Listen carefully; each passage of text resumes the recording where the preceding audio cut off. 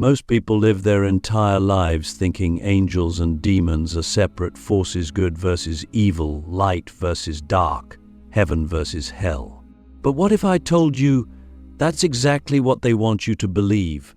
What if the entire narrative you've been fed is a clever illusion to keep you from unlocking the most transcendent power you carry within? The truth is, the division between angels and demons is not cosmic law, it's spiritual psychology. It's a lens, not a law. And when you begin to see through that illusion, when you finally start to understand the hidden unity beneath the duality, your life begins to radically shift. You stop being a pawn in the spiritual war. You become the architect of your own spiritual reality. The first secret about the angel-demon duality is that both forces exist within you, not symbolically, not metaphorically, but vibrationally. Every human being is a living temple where the divine and the primal meet.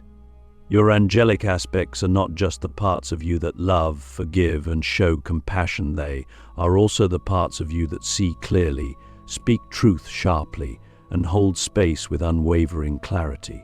Your demonic aspects are not just your shadow or your pain, they're also your fire, your boundaries, your survival instincts, and your raw, untamed creativity. One is not holier than the other. They are both sacred. The power lies in integration, not rejection. This is where 99% of spiritual seekers get stuck. They try to kill the demon in themselves, thinking it's the path to purification. But what they don't realize is that the demon is not the enemy, it's the guardian. It stands at the threshold of your power, daring you to look it in the eyes and say, I see you. I honor you. Let's rise together. Because until you do that, you remain fragmented. You remain at war with yourself, and a fragmented soul can never hold true spiritual authority. Let me ask you something terrifying and beautiful. What part of yourself are you still afraid to face? What emotion, memory, or impulse still makes you flinch? That's the doorway. That's the sleeping dragon. That's the part of you that holds the key to your next level of truth, and the moment you alchemize it, you don't just become more spiritual, you become more whole. And wholeness is the most frightening thing to any system, inner or outer, that relies on control. The second secret is this: angels and demons are not just beings out there. They are frequencies, consciousness streams, thought forms that evolve and respond to your inner state. When you are in fear, judgment, or shame, you resonate with certain demonic frequencies, not because you're evil, but because those frequencies match your current vibration. When you are in love, truth, and alignment, you resonate with angelic energies. But here's the twist: true mastery isn't about staying in one frequency. It's about becoming the conductor of both. It's about surfing the wave of duality while remaining centered in your own divine seat of consciousness. The third secret is that demons don't hate angels, and angels don't hate demons. That's a human projection. In the higher realms, there is no moral hierarchy the way we interpret it. There is only balance, function, and purpose. A demon may disrupt, but it disrupts to awaken. An angel may comfort, but it comforts to align. Both are teachers. Both are mirrors. Both are part of the sacred design. When you stop labeling one as bad and the other as good, you start to see the cosmic dance for what it really is: a divine play of energy, evolution, and expansion. But most people aren't ready for this level of truth. It requires you to grow beyond spiritual consumerism, beyond picking sides, beyond the superficial light versus dark narrative. You must go deeper.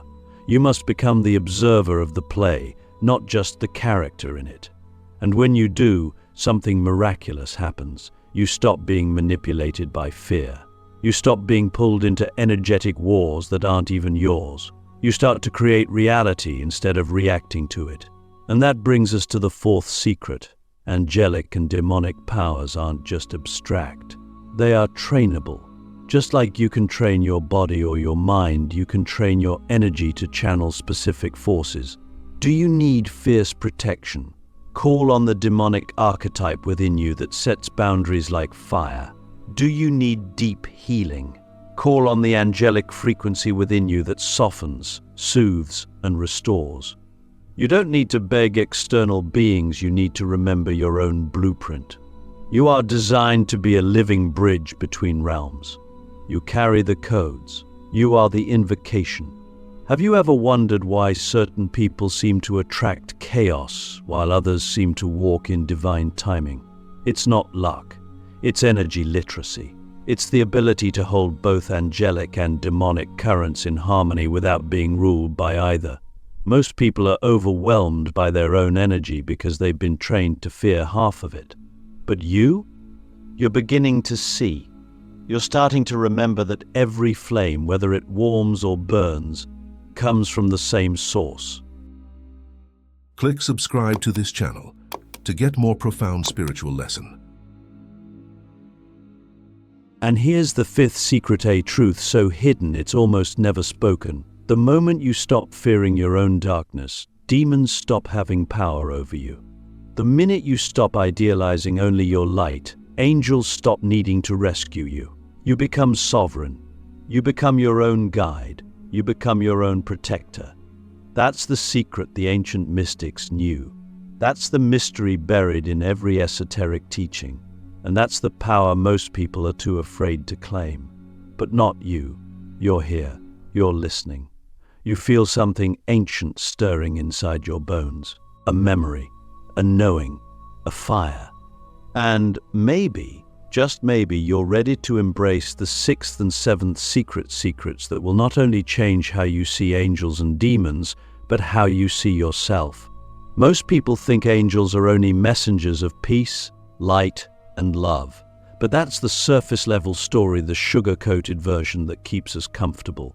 The truth is far more powerful and far more unsettling. Angels aren't here to make you feel good.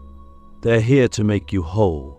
And sometimes, the only way to do that is by showing you the very demon you've been hiding from.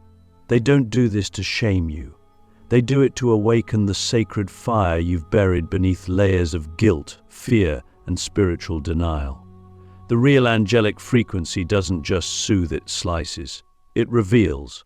It reflects. It holds up a mirror so precise, so divine, that all your masks fall away and what's left is the raw, unfiltered truth of who you are becoming. Have you ever had a moment in your life where something you thought was divine protection turned out to be a breakdown, a loss, a betrayal?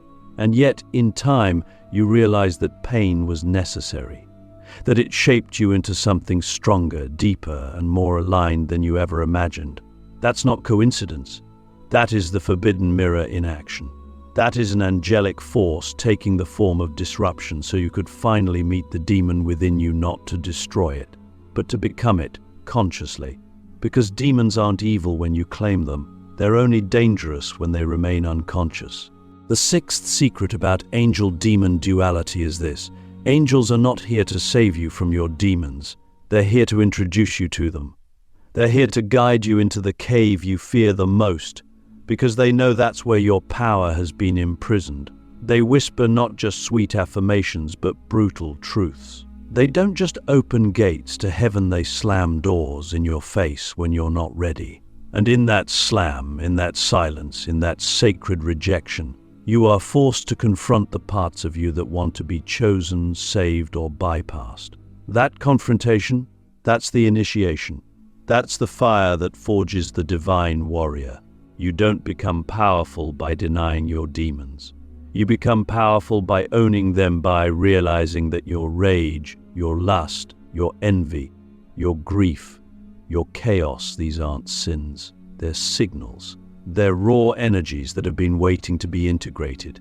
That's what real angels teach you. Integration, not separation. They don't reward your obedience. They challenge your authenticity.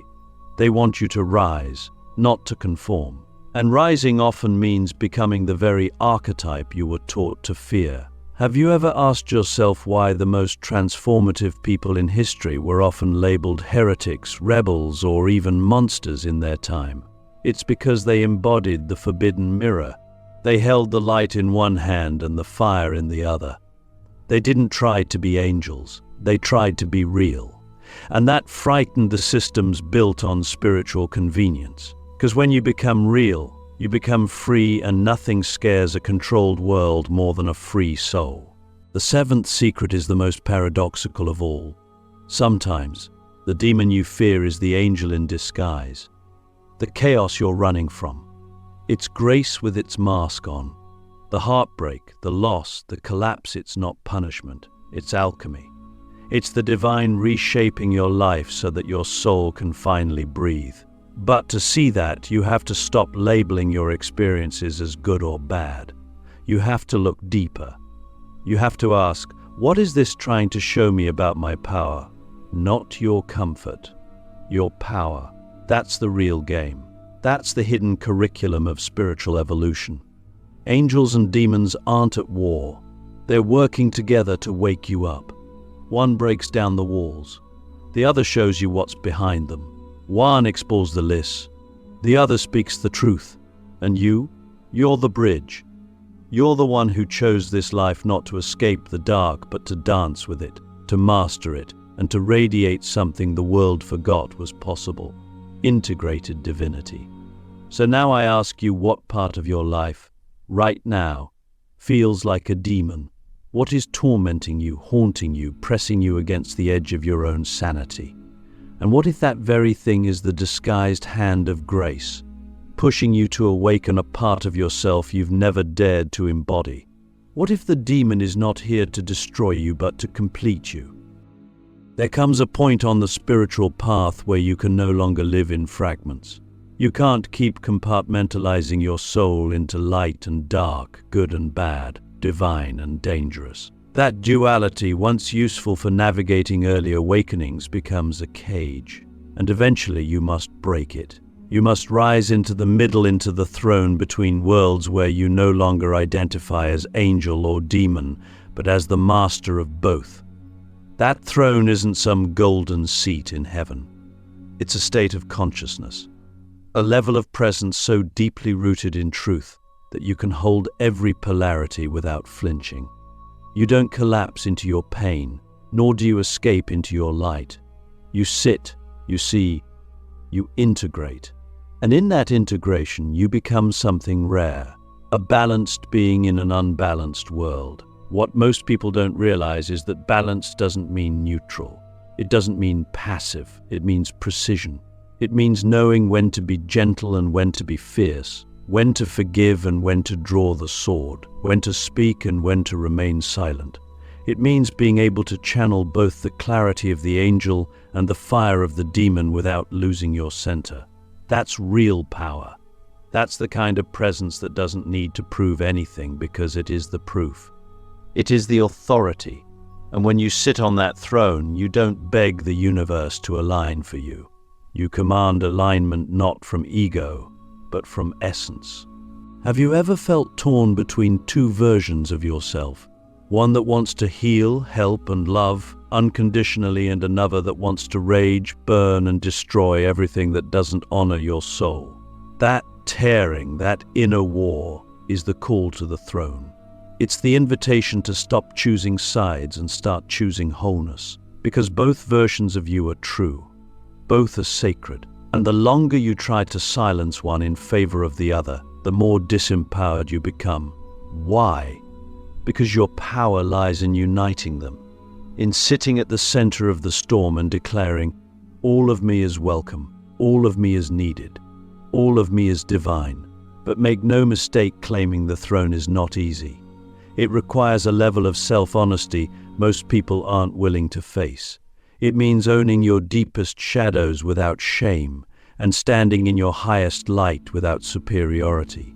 It means being willing to disappoint people who only love you when you're soft, and terrify those who only respect you when you're fierce. It means learning to live without validation, because your validation comes from your alignment, not from their approval. And that's the real test. Can you stay true to your center when both the angels and the demons within you try to pull you into extremes? When you master that balance, something almost supernatural happens. You begin to walk in all worlds, not just spiritually, but energetically, emotionally, even socially. You can hold space for healing without being drained. You can call out injustice without being consumed by rage. You can access the sacred without bypassing the real. And most importantly, you become a safe space for others to do the same. Not because you're perfect, but because you're integrated. Because people can feel that you've gone to hell and heaven and returned with wisdom from both. And here's where it gets even more mystical. When you sit on that throne, the external world begins to reflect your inner mastery. The chaos that once triggered you becomes fuel. The beauty that once eluded you becomes normal. Synchronicities increase. Serendipity becomes strategy. And the people you attract, they're not just mirrors of your frequency, they're allies in your mission. Because you're no longer vibrating in confusion. You're vibrating in command. You're not reacting to life. You're sculpting it. So let me ask you this, and don't answer too quickly. What would your life look like if you stopped choosing sides within yourself? What would happen if you stopped fearing the fire and started wielding it? What if the version of you who's been quietly watching from the shadows, fierce, primal, unapologetic, is not your enemy, but your missing piece? Because once you claim that piece, once you sit fully on the throne between worlds, you don't just live differently. You lead differently. You speak, and people listen. You walk, and energy moves. You decide, and the universe responds. Not because you're special, but because you're whole. There's a final threshold in this journey, a convergence so profound, so silent. Most never realize they've crossed it until everything around them changes. It's not loud. There's no grand explosion, no divine chorus announcing your arrival.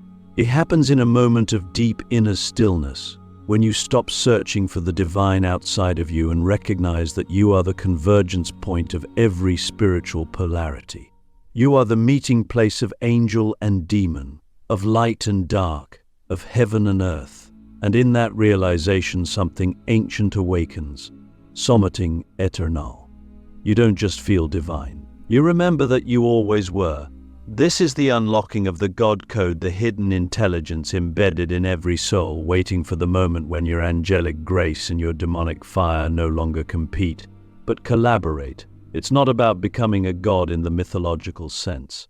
It's about activating the part of your consciousness that no longer identifies with limitation. The part that doesn't need saving or fixing or even healing, because it has transcended the illusion of brokenness. This is not ego. This is essence.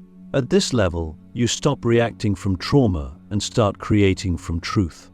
You begin to operate from a place inside you that was never wounded, never afraid, never fragmented. It was only waiting.